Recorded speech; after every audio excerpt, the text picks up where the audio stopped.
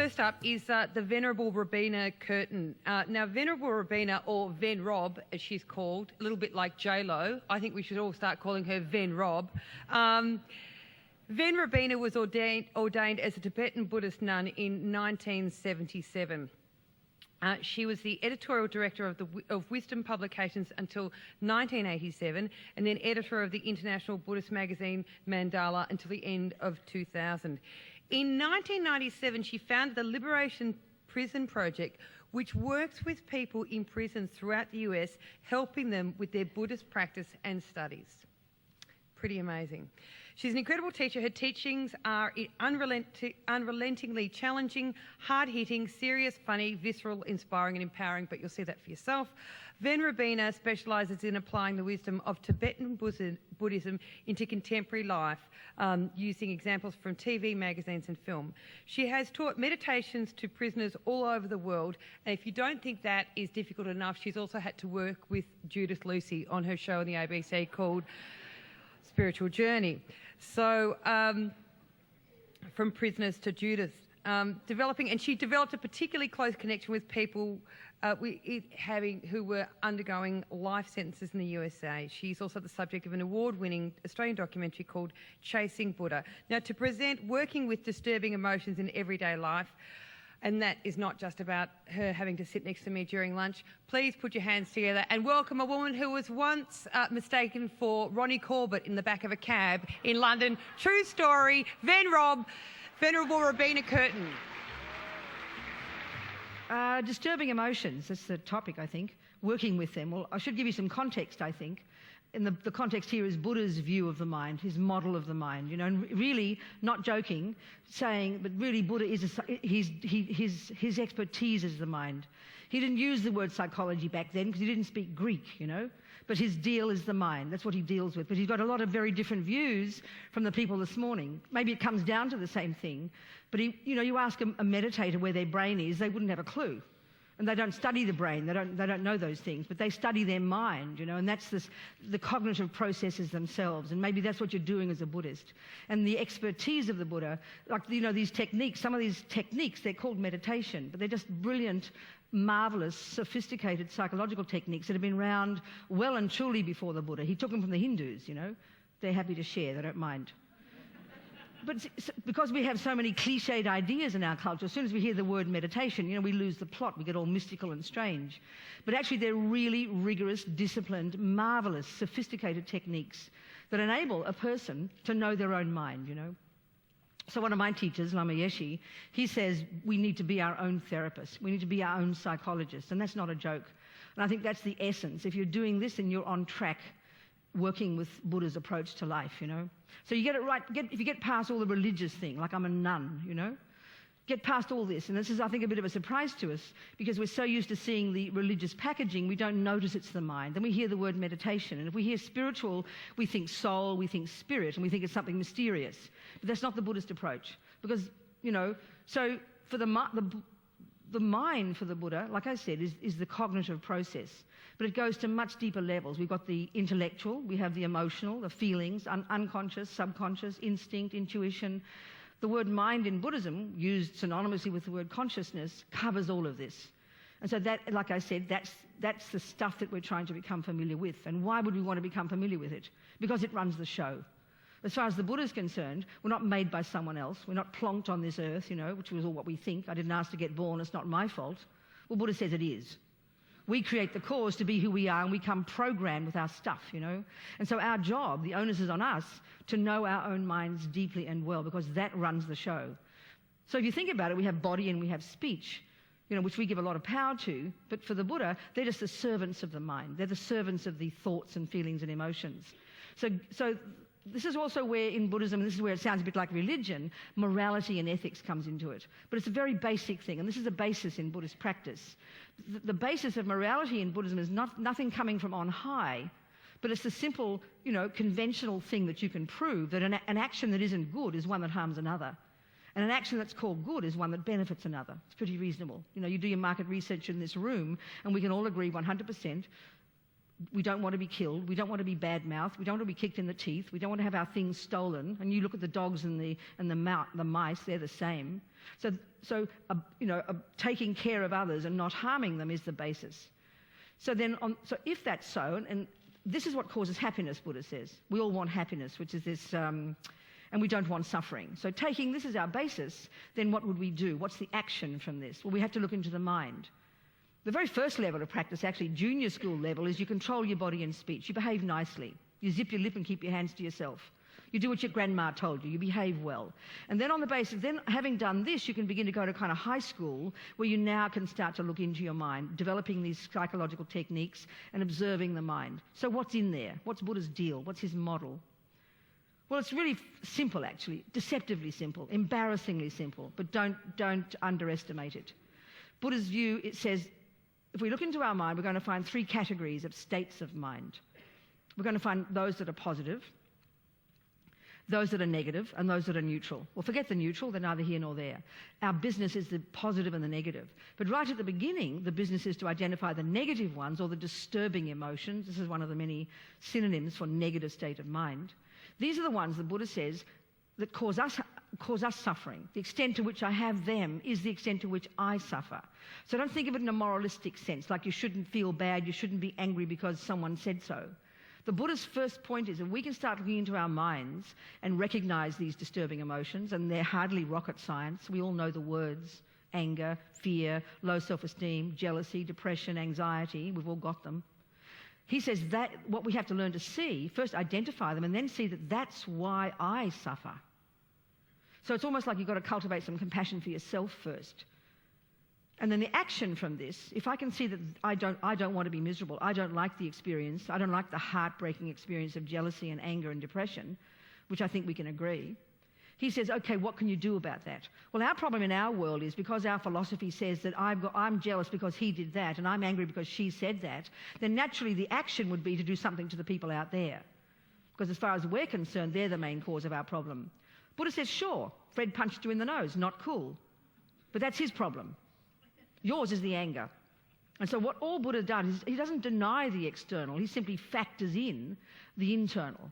And he says if we can have the power, we have the power to know our own mind, to identify the negative emotion that rises in response to the external conditions of this world, and if we change those, he calls that liberation. Liberation, which means nirvana, is not some sexy, not some place where you have to go to give up, having given up sex, drugs and rock and roll of samsara.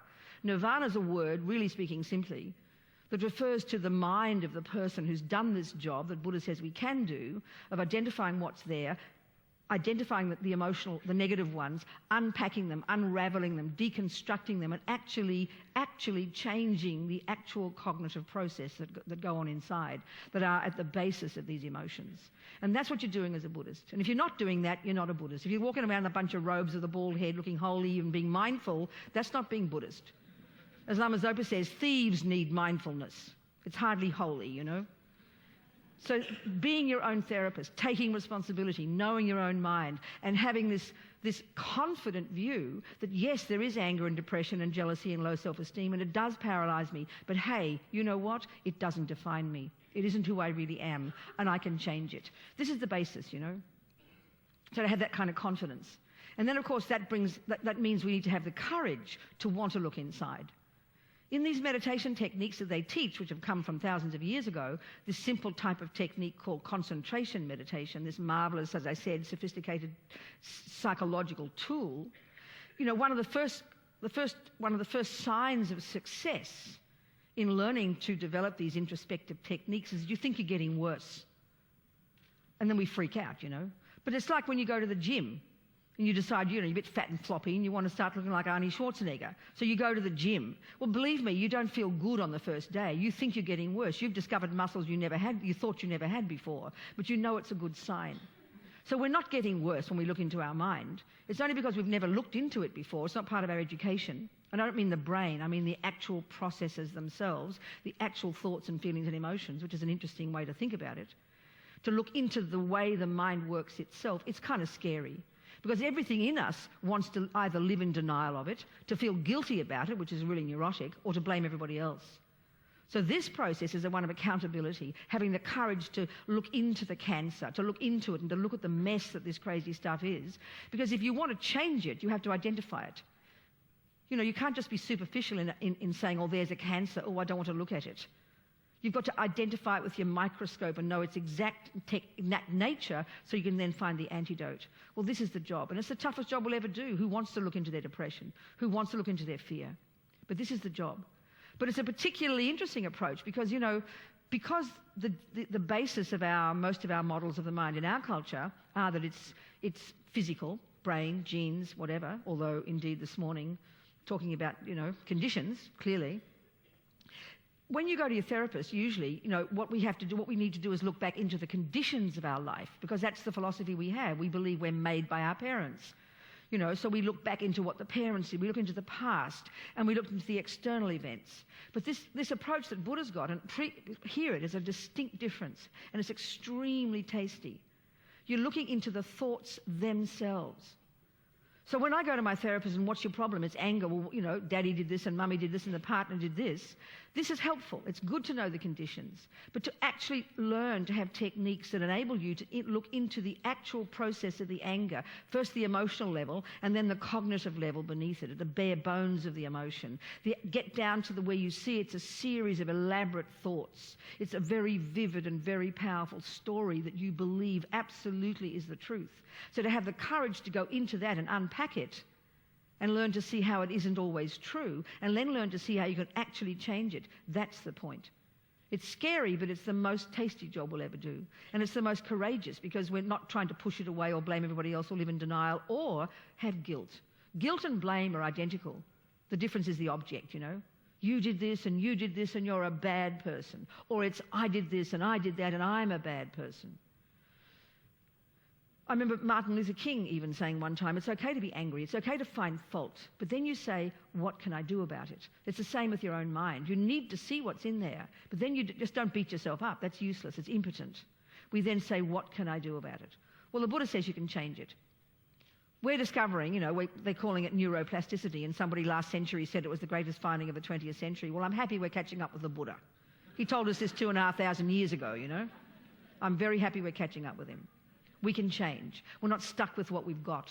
And that's the basis of this approach to the mind, you know. So, okay, what is it? So what is a disturbing emotion and why is it disturbing? What is it about it?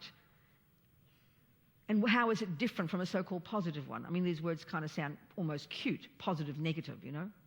Well, the Buddha's view of a positive state of mind, and let's take a couple of examples. We all know them. We're in agreement. They're called love, empathy, compassion, wisdom, joy, contentment. These words, forgiveness. And the negative one, we know, you check yourself in your own experience. The extent to which you have any one of those prevalent at any given moment in your mind, you check, is the extent to which you're feeling okay, reasonable, connected to others, harmonious, courageous, peaceful, happy. Then check the other ones, we all know them. Anger, like I said, fear, depression, low self-esteem, anxiety, panic. Check how you feel. It's like hell. So it's clear they are disturbing. It's not a moral judgment. It's a practical fact, you know. But the trouble is we can hear this easily enough and we can see it. But the problem is, you know, it's like if you learn botany, you get the weed and you can draw it and you can identify it. You get the flower or the herb and you can see how they're distinctly different in separate drawings. But when you look into that big, massive, overgrown green stuff out there and they're all mixed together, it's hard to identify them because they look all mixed up. This is the trouble with our mind. So we need to define what a negative emotion is and look at its characteristics. This is the Buddhist approach, be very precise. In fact, the precision and clarity and depth of analysis that we know we need in the work that the people here are doing, the scientists, is the exact same precision and clarity and depth of analysis that Buddha demands we use in this identification of our own mind, the thoughts and feelings. So it's not just some wishy-washy mystical thing where you close your eyes and hope for the best, which is how we think of it. Then we're going to see the negative states. When we look into the mind, we're going to identify the negative ones, and they've got two distinct characteristics.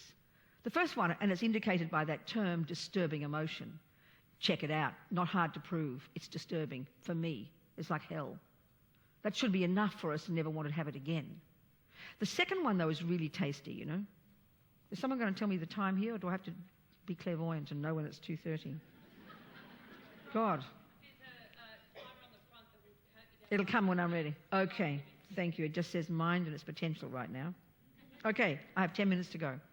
So a negative state, this other characteristic, which is really tasty, there's a term in Buddhist psychology, in Tibetan language, and coming from Sanskrit. It's called delusion. This is synonymous with negative. This is surprising. If you're accused of being delusional, you'd be very offended. But 10 minutes to go. But this is what Buddha's telling us. He says these unhappy emotions have this interesting characteristic of causing us to be delusional. Big surprise. So what does this mean? Simple. You're out of sync with reality. So even, there's one that Buddha talks about called attachment, which is like the default mode, a cute word, but a profound impact in our mind, deep in the bones of our being, that comes from this deep sense of dissatisfaction that then causes us to hanker after things, causes us to manipulate to get them, and then causes us to grasp after them and like the chocolate cake and put it in the mouth and then wait for happiness to come. This is the process that we live according to every day. This attachment being one of these delusions and a disturbing emotion, you look how it causes the cake to look. Now, we think the chocolate cake is delicious out there from its own side. We think it's kind of like vibrating deliciousness, and I'm just sitting here, poor victim me, what can I do? It's begging me to eat it. It's not my fault, That's how we think.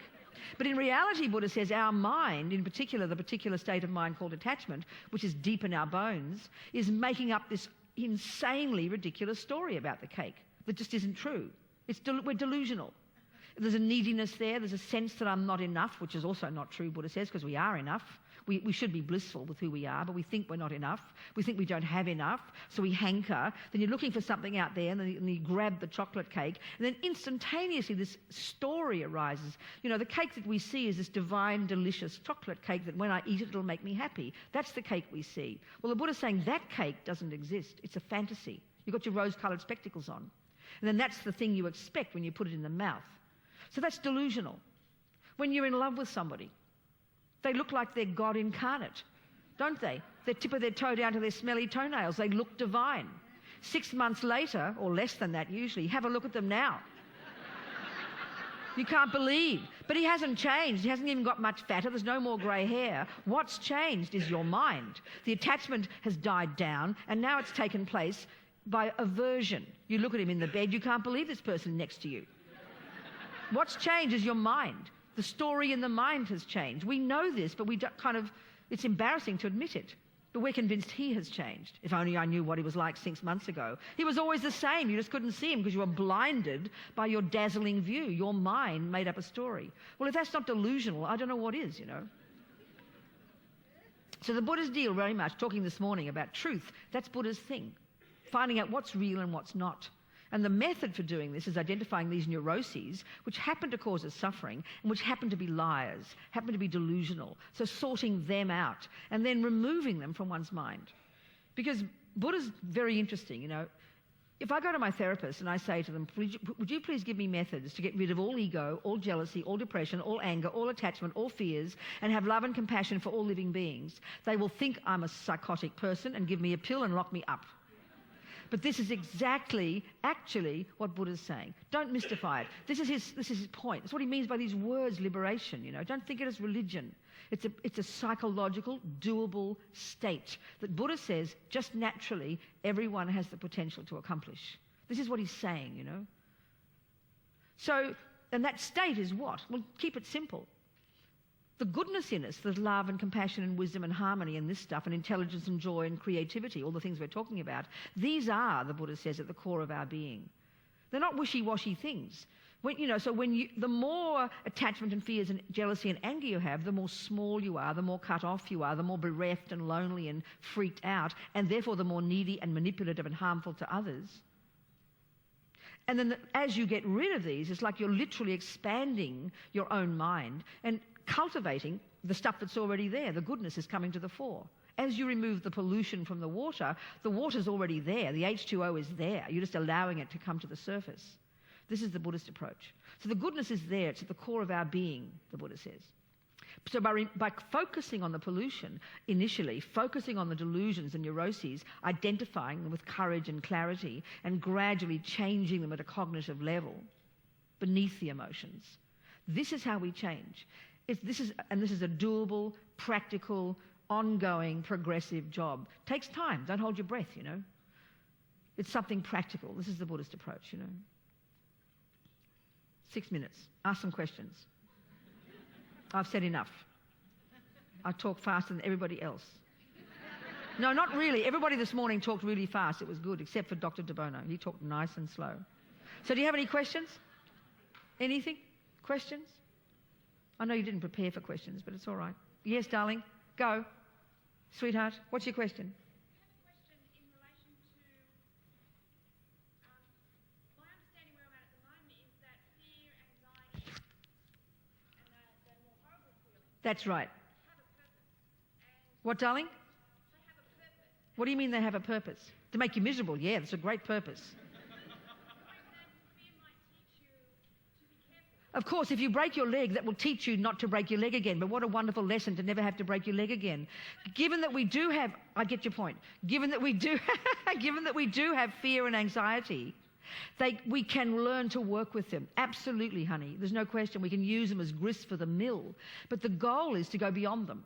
How marvellous to not have to have fear. How marvellous, obstacles on your road are a really good thing. But how marvellous to have a road that doesn't have an obstacle. The essential point here is, given that we do have them, what do we do with them? Yes, recognise them, see how they cause pain, then have the courage to work with them and learn to use them, eventually to conquer them, to go beyond them. That's the point. And that's up to you. You might prefer to keep them. Do you see my point, though? Thank you very much. Yes. Thank you.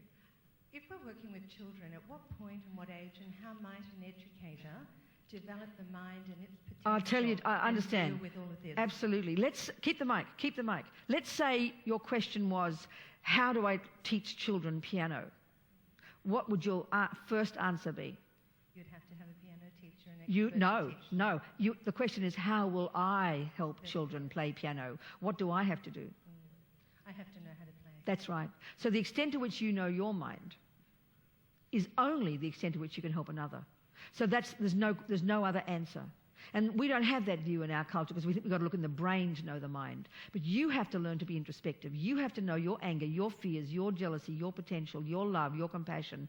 Then you are perfectly qualified to see the mind of that child. And if you haven't looked at yourself, you cannot help the child. That's a fact. I understand that. I guess I'm hopeful that we might impart some of that wisdom to What, darling? a more general educational system rather than individual children that we might work with. Yeah, well, then we have to have teachers who've done the same thing. My point is that we have to learn it ourselves. There's no shortcut. You understand? I do. Thank you. Yeah. Yes. One more. 3 minutes to go.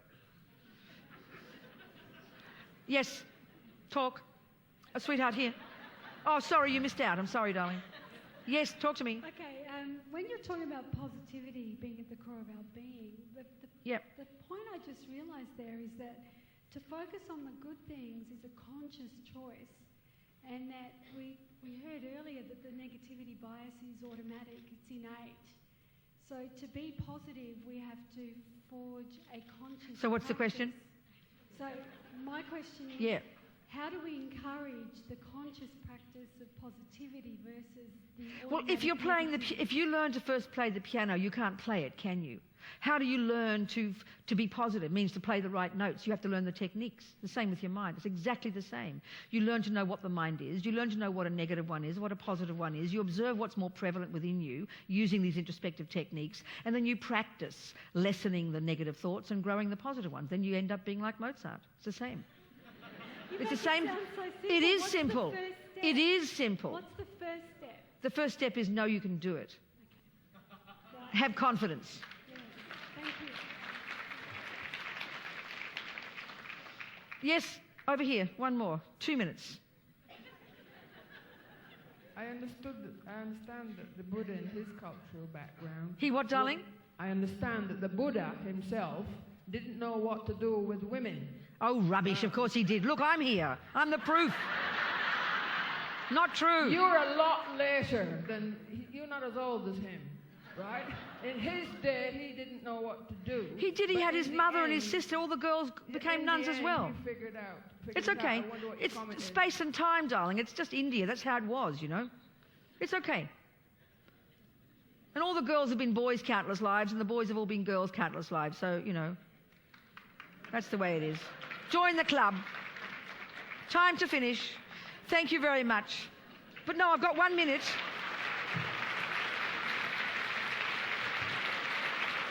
Then Robina Courtin. I've got to sing a prayer. I want to sing a prayer. But don't get holy just because it's called a prayer. It's going to be in Tibetan and singing. And it's a little prayer that's basically saying, here we have been for 30 minutes, all these things. We've forgotten 90% of it. It's okay, but they've all gone in. We've programmed our mind with it. So may these grow and we cultivate our own potential and never give up for our sake and the sake of others. And I'll just sing it in Tibetan. Can I do? Session over. Bad luck. Gewadi nyu dag lama sange drub gyurne drowa chi kyang malupa te sala